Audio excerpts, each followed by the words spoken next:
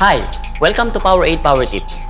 Ang topic natin ngayon ay warm-up and cool-down exercises na hindi dapat kinakalimutan bago at pagkatapos tumakbo. Simulan natin sa warm-up.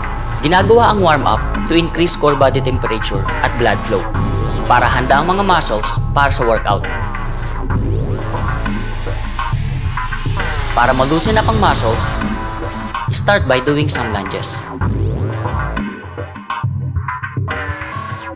Next, mag-knee hug walk para ma-stretch ang hamstring.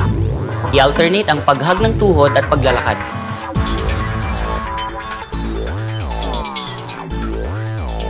Ang cooldown naman ay tumutulong para bumaba ang core body temperature at maibalik ang blood sa heart upang maiwasan ang blood pooling. Mag-walk o jog for 5 to 8 minutes at sundan ng back stretch. Siyempre, kasama sa paghahanda at pag-recover ang tamang hydration.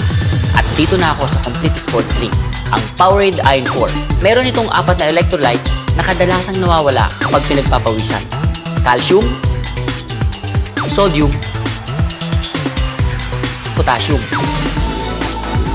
at magnesium. Dahil dito, natutulungan ma-maintain ang blood volume mo sa optimal levels at controlled ang body temperature para you can last longer and go farther. That's it for today. See you next time for more Powerade Power Tips.